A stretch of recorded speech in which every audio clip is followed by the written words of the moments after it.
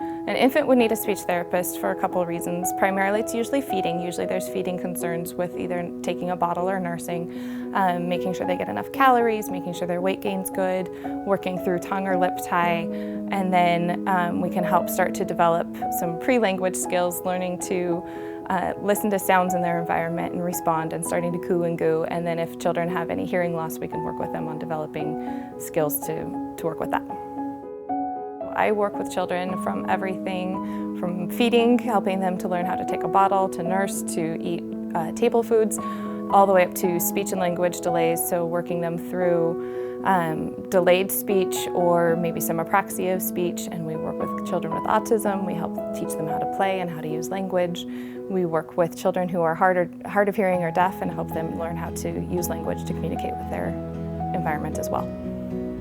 When we get an infant referred to us who maybe has some swallowing delays, we usually look at how they take a nipple or a bottle. We look at how they latch onto the bottle, how efficient they are with their suck, how safe their swallow is. If they've had a swallow study, then we know how safe their swallow is from that aspect. And then we can help teach positioning, we can help teach placement of the bottle and different bottle types, different nipple types to help work through facilitating their swallow for a safe swallow. And then working through transitioning them either off of thickener or off of whatever bottle type they're on to a more age-appropriate bottle style down the road. When we are working with children, we use a combination of sign language, usually baby sign or very, very simplified sign, and then we also use oral verbal communication. We use everything together, total communication, to help that child be successful. And we'll even pull in picture cards to help facilitate in that essence too, to help a child be successful to be able to continue on and develop their speech and language skills.